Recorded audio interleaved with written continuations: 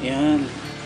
Ganyan na itsura ng groundbreaking sa bahay. Pagpunta niyo po doon, nahukay na. Oo. Naka-ready na siya. Ano yun? Yun o, yung white. Yun yung pang-antay, termite. Antay-anay. Ilalagay nila sa lahat ng foundation para maiwasan yung pagdami ng anay pagdating ng panahon, pagtagal-tagal ng nakatayo yung bahay. Yun, nakikita mo yun. Binubuhos nila sa lahat.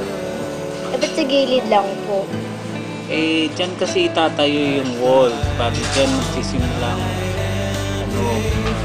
buhusan ng simento.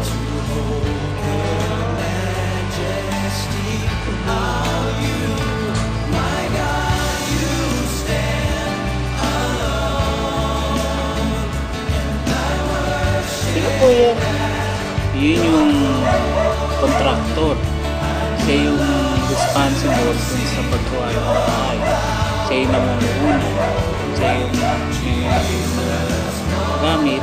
At siya rin ang magbibigay ng mga instruction kung paano timplahin yung mga materyales. Eh, ano po yun?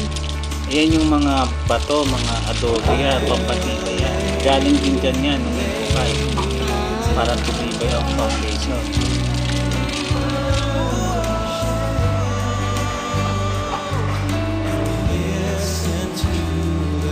Yan naman, pinatali na nila yung bakal.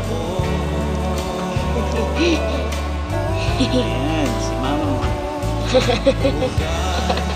Okay ba? Naintindihan mo ba? Opo.